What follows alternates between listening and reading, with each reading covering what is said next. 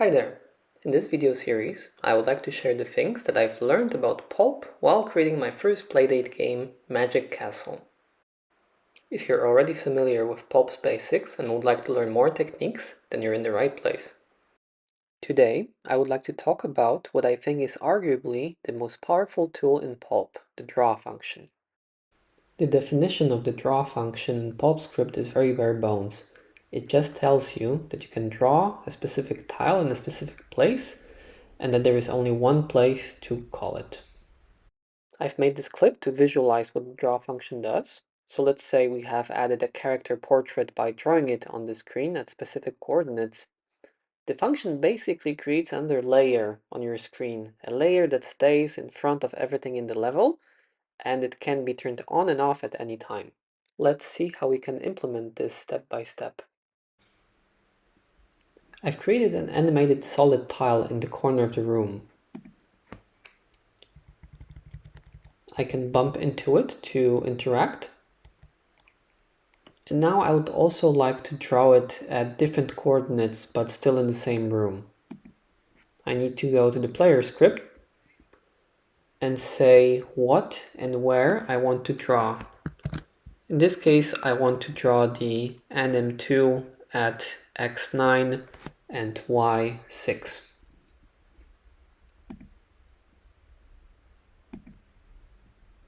Alright, as you can see, the tile is drawn and it is animated. I can also pass through it even though it's a solid tile. That's because of the nature of how those elements are created on the screen. They are further away on the z-axis, so the player never collides with them. You can use the draw function for very different things. I would like to show you 4 examples. I think that this is one of the most popular use cases.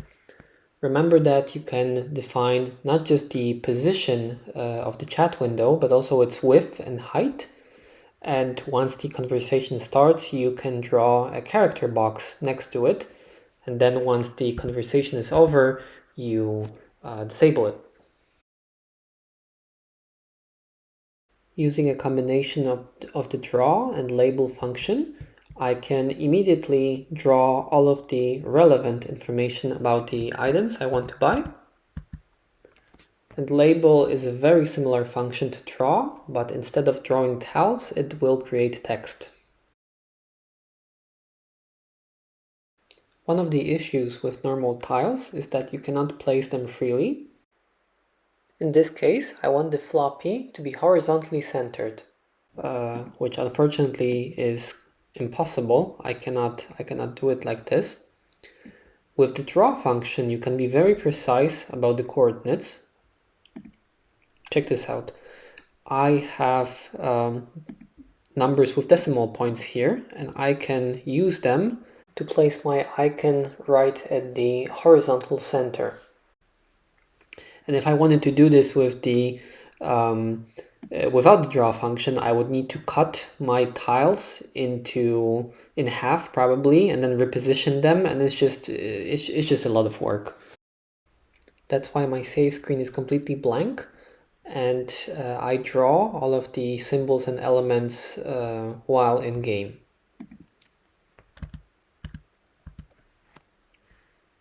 And it allows me to position the icon exactly how I want.